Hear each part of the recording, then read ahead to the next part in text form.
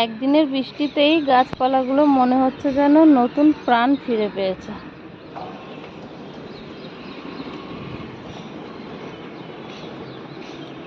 দেখো, না তো একদম মুরঝিয়ে ছিল, খুব খারাপ লাগছিল। গাছগুলোকে জল দেওয়া যাচ্ছিল না, জল আসছিল না। এখন যে একটুখানি জল আসতে শুরু হয়েছে, তো এখন বৃষ্টি হয়েছে, তাই জন্য দেখো জল উঠতে আর অসুবিধা হচ্ছে না। আর এই যে দেখো পাশের বাড়িটা কেমনভাবে ভাঙছে। কালকে এত বৃষ্টি হয়েছে না, এদের ওই উপরের ছাদের সিঁড়ির ঘরটা ভেঙেছে। দেখো সব জল বোধহয় ঘরেই গেছে। আর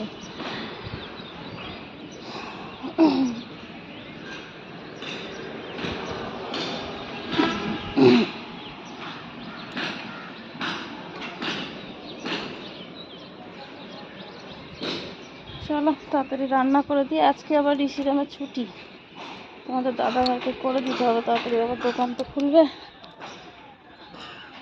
ফুল হয়েছে কত সুন্দর দেখেছে। আমাদের এখন পাওয়া যায় অপরাজিতা। বাবা, আজকে অনেকগুলো অপরাজিতা ফুটেছে। এই গাছগুলো মরে যাবে গো, এখান থেকে জল বেরোবার জায়গায় দেখছি না। চলো যাই, আগে একটু খাবার বানিয়ে পাঠিয়ে দিই। হ্যালো বন্ধুরা, গুড মর্নিং। তোমরা সবাই কেমন আছো বন্ধুরা? আশা করছি তোমরা সবাই ভালোই আছো, আর আমিও আছি ভালোই। তো আজকে মঙ্গলবার হচ্ছে, আর মঙ্গলবারের একটি সুন্দর সকাল থেকে আমি ভিডিওটা শুরু করে দিয়েছি। তো এখানে দেখো আমি শাক কাটতে চলে এসেছি। আর কালকে তোমাদেরকে শাকের রেসিপিটা দিতে পারিনি, তাই জন্য আজকে আমি দিয়ে দেবো ভাবছি এটা রেসিপিটা, তাই জন্য শুরু থেকেই তোমাদেরকে দেখাচ্ছি পুরোটাই। আর আজকে ছেলেদের কিন্তু ছুটি আছে। আমি তো ভাবছিলাম স্কুল আছে, কিন্তু না, আজকে এখানকার গণতন্ত্র দিবস, নেপালের গণতন্ত্র দিবস, তাই জন্য ছুটি। তো চলো শাকটা বানিয়ে ফেলি। তো বন্ধুরা, অনেকগুলো শাক যেহেতু, তাই জন্য আমি এখানে কড়াইয়ের মধ্যে তেলটাও একটু বেশি করে দিয়েছি। আর এটার মধ্যে আমি 5 ফোড়ন ছাড়তে যাচ্ছি। এই যে দেখো, 5 ফোড়নের মধ্যে আমার কাছে আছে শুধু জিরা, মেথি আর মৌরি, আর কালো জিরাও আছে। জিরাটা হয়ে গেল।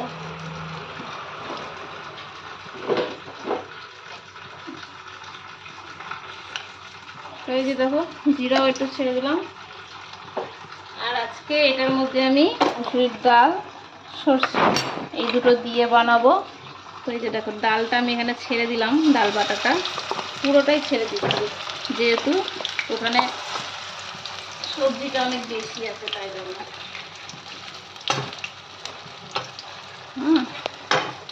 তেলের মধ্যে ডাইরেক্ট ছেড়ে দিচ্ছি। আর এই যে দেখো, সর্ষে বাটাটাও ছেড়ে দিলাম। এখন এই দুটো মিলিয়ে একটুখানি তেলের মধ্যে ভেজে নেবো, তাকে এর কাঁচা গন্ধটা চলে যায়। ভাজার সময় এখন এখানে আমি দিয়ে দিচ্ছি লবণ, স্বাদ মতো লবণ অবশ্যই দিতে হবে। আর তার সাথে এখানে একটু হলুদও দিয়ে দিলাম, আর দেবো চিনি। দেখো, ডাটা চচ্চড়ি বানালে একটু চিনি দিলে ওটার টেস্ট আলাদাই হয়। তো আমি এই যে এই ডাল পেশাটার মধ্যে আমি পিষেছিলাম রসুন আর লঙ্কা, একসাথে পিষে নিয়েছিলাম। আবার সর্ষেটার মধ্যেও রসুন লঙ্কা পেশা আছে, আমি এক্সট্রা আর লঙ্কা দিচ্ছি না। এটা দেখো একটু ভাজা ভাজা হোক। আমি এখানে শাকগুলো এখন ফটাফট ধুয়ে উঠাই। 3-4 বার ধুয়ে নিয়েছি ডাটার শাকগুলো। তো কতগুলো পরিমাণে আছে দেখতেই পাচ্ছ। আজকে এই একটাই তরকারি করতে যাচ্ছি, আর সাথে পকোড়া বানিয়ে দেবো, তাই জন্য আলুর পকোড়া। আলু, আমাকে উপরে যেতে হবে এখন আবার জলটাকে চেঞ্জ করতে। তো এই যে দেখো, এখানে ডালটা কিন্তু ভাজা হয়ে গেছে, এটাই হচ্ছে মশলা এই তরকারির। এখন এগুলো আমি ছেড়ে দিচ্ছি শাকটা। শাকের মধ্যে জল আছেই, এই জল দিয়ে আস্তে আস্তে কম আছে আমি করছি। পরে আমি একটুখানি এটা আগে একটু মজে যাবে যখন, তারপর আমি এটা কুকারে ছেড়ে দেবো, যেহেতু আমাকে অনেক তাড়াতাড়ি রান্নাটা করবার আছে।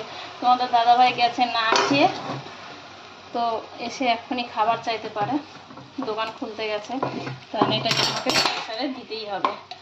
আর সামান্য একটু জল দিচ্ছি, এই যে মশলাগুলো একটু ধুয়ে দিয়ে দিই, থেকে যাবে তো নষ্ট হবে। ডাল আর সর্ষের বাটিটা ধুয়ে এর মধ্যে ছেড়ে দেবো।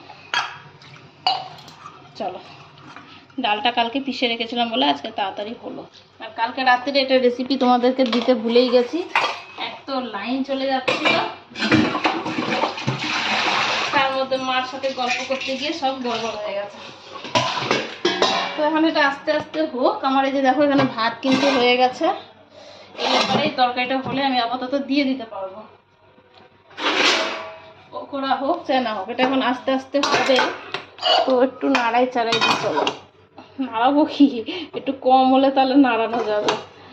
হ্যাঁ, এটা আস্তে আস্তে আগে নরম হোক, তারপর আবার নাড়িয়ে দেবো। পুড়বে না, নিচে জল এসে গেছে তো পুড়বে না। চলো কম আছে, এটা এখন ঢেকে দিই, আস্তে আস্তে হতে থাক। আমি যাই ছাদে, ওখানে আমাকে জল দেখতে লাগবে, একটা টঙ্কি আর একটা টঙ্কি। তো দেখো শাকটা কিন্তু অনেকটাই মজে এসেছে, তো তাই জন্য এখন আমি এটার মধ্যে একটু জল আরও ছেড়ে প্রেশার কুকারে দিয়ে দেবো। তো এখানে গরম জল বসিয়েছি, একটু জল ছেড়ে দিলাম, সেদ্ধ হবে, তারপরে মাখা মাখা হয়ে যাবে। কড়াই দিয়ে করলেও হয়, কিন্তু এই যে কিছু কিছু ডাটা আছে যেগুলো একটু শক্ত শক্ত, পিছনেরগুলো আমি দিয়েছি, তার জন্য একটু প্রেশারে না দিলে কচকচ করবে। তো এটা এখন প্রেশার কুকারে দিয়ে দিই, চলো তারপরে তোমাদেরকে দেখা। তো এখানে দেখো বন্ধুরা, একটা লোভনীয় জিনিস, আমগুলো না কাঁচা আমি ফ্রিজে রাখতে রাখতে এমনি রং ধরে গেছে, কিন্তু ভীষণ টক এটা। তো এই আম আর লঙ্কা সাথে রসুন এগুলো পিষে আমি একটা টক চাটনি বানাবো। তো যেহেতু পকোড়া বানাবো, তো চাটনি তো আমার ছেলেদের চাই, ঘরে টমেটোর বাড়ন্ত, তাই জন্য এটা দিয়েই এখন পিষে করে নেব শিলনোড়ার মধ্যে। আর এদিকে আমি না তেলের মধ্যে ভুলে আগে আমি ডালটা সম্বাস দেওয়ার জন্য ছেড়ে দিয়েছিলাম জিরা ফোড়ন। কারণ কী করবো, এই কটা পটল মাত্র ছিল ঘরে, তো ভাবলাম বাবাকে একটু ভাজা করে দিই, তো ওই তেলের মধ্যেই ভাজা করে উঠিয়ে নিয়েছি। তো জিরাগুলা মানে একটুখানি সাইড করে দিয়ে উঠিয়ে নিলাম। তারপর দেখো এটার মধ্যে একটুখানি পেঁয়াজ ফোড়ন দিয়ে এখন আমি ডালটা সম্বাস দিয়ে দেবো। আর এদিকে এই যে দেখো তরকারিটা কিন্তু আমার কমপ্লিট হয়ে গেছে, প্রেশার কুকার থেকে নামিয়ে ঠিক এমনি লুক হয়েছে এটা দেখতে। খেতে কিন্তু ভালোই হয়েছে। এখন হরা সবজি তো একটু হরাপন তো থাকবেই, তাই না বলো? তো এই যে দেখো এখানে আমি এখন বেসনটা ঠিক করে নিচ্ছি, যেহেতু আমি এখন পকোড়া বানাবো। আর ডালটার অবস্থা দেখো, ডালটা না আমি সিদ্ধ করে ফ্রিজে রেখেছিলাম, তো একদম পুরো জমে গেছে। এই যে দেখো ঠিক যে ডিব্বাটাতে রেখেছি তারই আকার ধারণ করেছে। এখন এটা ভীষণ শক্ত অবস্থায় রয়েছে, তাই জন্য এটাকে একটু হাত দিয়েই আমি সুন্দর করে মিলিয়ে নেবো একটু জলের মধ্যে, নয়তো কিন্তু হাতা দিয়ে করলে না গোটা গোটা গোটা গোটা থেকে যাবে, ডালটা পুরো মিলবে না। তো এটা এখন সম্বাস দিয়ে নেবো। আর ওদিকে আমি এক সাইডে এটা বানিয়ে নেবো, যে ব্যাটারটা। তো পকোড়া হবে, আলুর হবে, বেগুনের হবে, মিলিয়েই করব। তো এর মধ্যে শুধুমাত্র লঙ্কার গুঁড়ো, লবণ, হলুদ আর জল এইটাই দিয়েছি, আর বেসন রয়েছে, চানার ডালের বেসন। তো সুন্দর করে এটাকে গুলে নিয়ে চলো ফটাফট পকোড়াগুলো বানিয়ে ফেলি। আজকে যেহেতু মঙ্গলবার, তাই জন্য একদম সাদা সিম্পল খাবার হচ্ছে। তো চলো বন্ধুরা সাথে থাকো, দেখতে থাকো।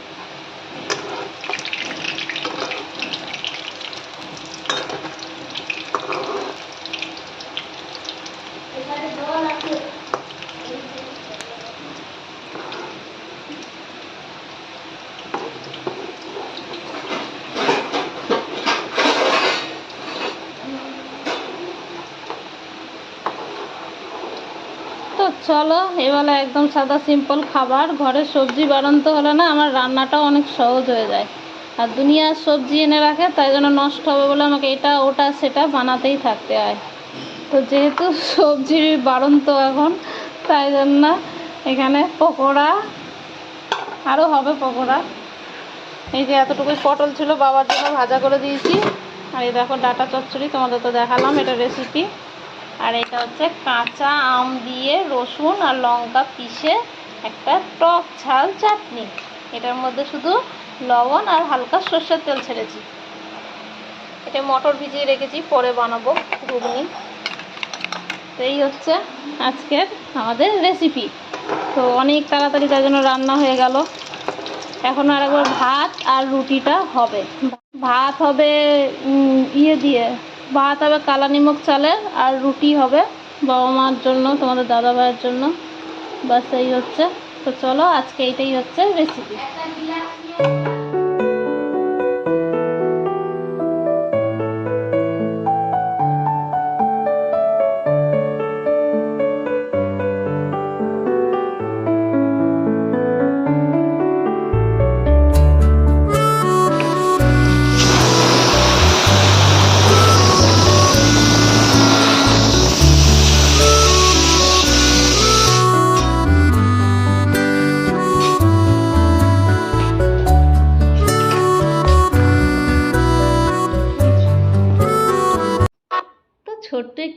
পর চলে এসেছি আবার আমি তোমাদের সামনে। এই যে দেখো আজকে দুপুরে আমাদের খাবারের মধ্যে বনছে লুচি আর ঘুগনি। তো এটা এখানে ছেলেদেরকে বানিয়ে দিলাম আর বাবা মার জন্য বানিয়ে ওখানে দিয়ে এসেছি, তোমাদের দাদা ভাইটাও দিয়ে এসেছি।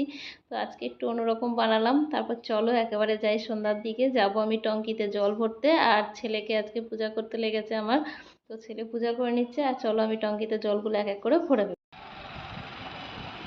কি দেখছিস এখানে?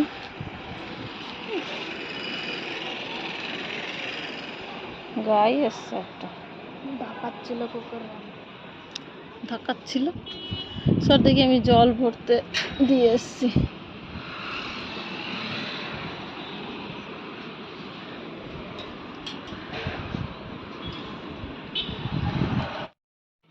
তো তোমরা অনেকেই দেখে অবাক হবে যে আমার সাথে তো একজনা চললো ছাদে, তাহলে এইটা কি হচ্ছে যে পূজা করছে? তো এটা হচ্ছে রাম। রাম আজকে পূজা করছে সন্ধ্যাবেলায়, আর ঋষি করে সকালবেলায়, যখন আমি পূজা করতে পারি না সেই কয়টা দিন। তো ওই হচ্ছে ব্যাপার। তো যারা প্রথম দেখে না তারা এদেরকে দেখে চিনতেই পারে না, যারা রোজ সবসময় দেখে তারা ঠিক বুঝতে পারে কোনটা ঋষি কোনটা রাম। এই হচ্ছে অবস্থা। তো অন্ধকার হয়ে গেছে, আর এই যে দেখো রাম এখন পূজা করে চলে এসছে আবার আমার এখানে বাঁদরের মতো ঝুলছে।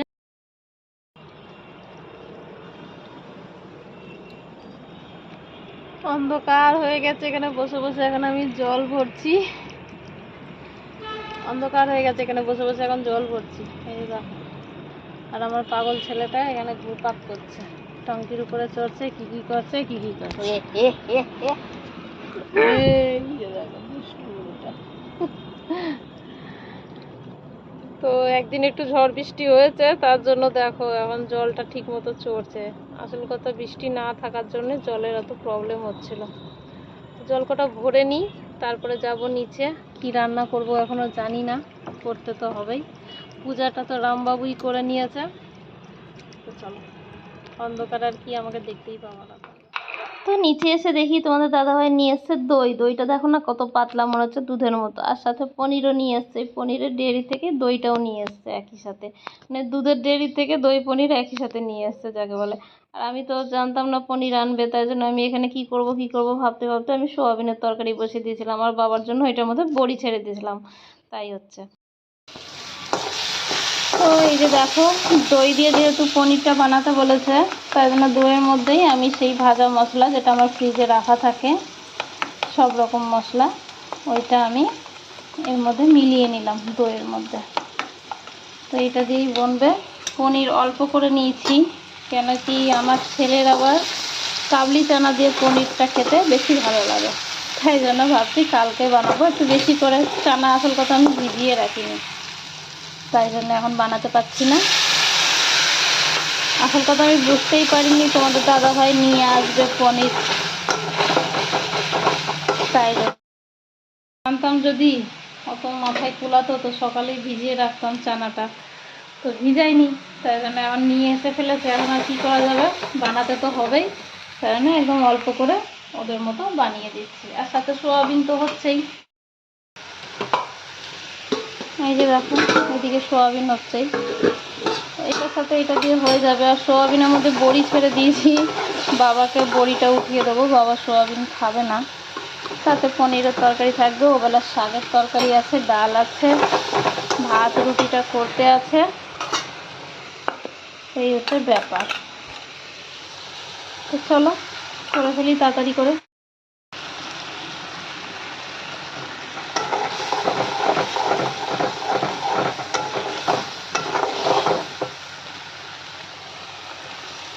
পনিরগুলো একদম হালকা ভেজেছি, বেশি ভাজলে পনিরের মধ্যে ঝোল ঢোকে না, তাই জন্য আমি হালকা ভেজেছি। কেউ কাঁচাই দেয়, কিন্তু আমি কাঁচাটা দিলাম না, কাঁচা আবার একটু কাঁচা কাঁচা গন্ধ করে, তাই জন্য হালকা ভেজে নিয়েছি। চলো আস্তে আস্তে পনিরের সাথে আলুটা কষে কষে হোক। আমার এখানে সোয়াবিনের কি খবর একটু দেখে নিই। এই যে দেখো বড়ি দিয়েছি কতগুলা, বাবার জন্য বড়ি ছেড়ে দিয়েছি।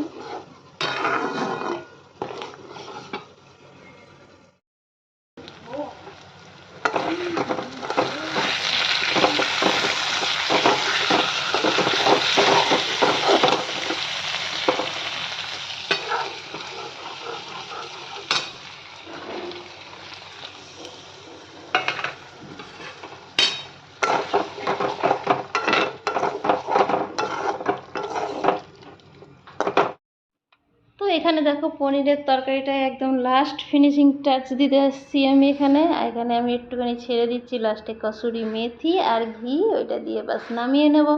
তো দই পনিরের এই রেসিপিটা তোমাদের কেমন লাগলো অবশ্যই কমেন্টের মাধ্যমে আমাকে জানিও। পনিরটা অনেকই অল্প করে বানিয়েছি, যেহেতু একটা তরকারি হয়েছে, ভাবলাম সকালেও তো কিছু করতে হবে, তার জন্য একটুখানি বাঁচিয়ে নিলাম সকালের জন্য চানা ভিজিয়ে রাখবো, এটা দিয়ে হয়ে যাবে সকালে একটা তরকারি বড় করে। তো এই হচ্ছে ব্যাপার। তো চলো সকলকে খাওয়া দাওয়াও করিয়ে দিলাম, নিজেও খেয়ে নিলাম। এরপরে এখন চলে এসেছি, এই যে দেখো আমার যা রোজের কাজ, এগুলো রাত্রিরে শুতে যাওয়ার আগে আমি করে রাখি। গ্যাসটা পরিষ্কার করে, তারপরে রান্নাঘরটা একটু ঠিকঠাক করে, বাসনগুলো একেবারে মেজে তারপরে যাব শুতে। তো এই হচ্ছে অবস্থা। তো এটা তো আমাদের ঘরের বউদের সকলেরই কাজ, না বলো? শুধু তো আমার একার না। তো কী আর করা যাবে, আমার তো ডেলি রুটিনের মধ্যে এগুলো পড়ে, তাই জন্য মাঝে মধ্যে তোমাদেরকে একটুখানি দেখিয়ে নিই। আর টাইলসগুলো ডেলি ডেলি যদি না মুছে দিই না, তো ভীষণ নোংরা হয়ে যায়। তাই জন্য আমি এই নোংরা জমিয়ে রাখতে একদমই পছন্দ করি না। রোজকার রোজ টাইলসগুলোও সাথে সাথে পরিষ্কার করে নিই। তো চলো, এক গাদা বাসন এখন জমেছে, ওগুলাকেও সব মেজে ফেলি। আর আমাদের সকলের খাওয়া দাওয়া হয়ে গেছে, তোমাদেরকে তো আগেই বলে দিয়েছি। তো এখন এগুলো সব পরিষ্কার করার পালা। তো এগুলো সব করে নিয়ে তারপর যাবো শুতে।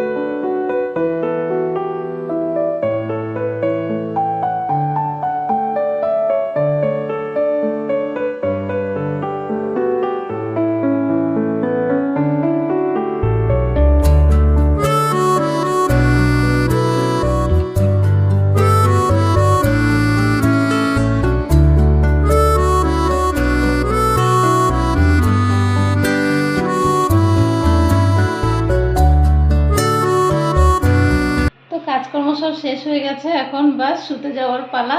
ঘড়িতে বাজছে 10টা 50। তো চলো, এখন ভিডিওটা এখানেই শেষ করে দিচ্ছি। দেখা হচ্ছে নতুন কোনো ভিডিওর সাথে। ততক্ষণের জন্য তোমরা সবাই খুব ভালো থেকো, সুস্থ থেকো, সাবধানে থেকো। আর আমার ভিডিও ভালো লেগে থাকলে অবশ্যই লাইক, শেয়ার, সাবস্ক্রাইব করে আমার পাশে থেকো। তো টাটা বন্ধুরা, গুড নাইট।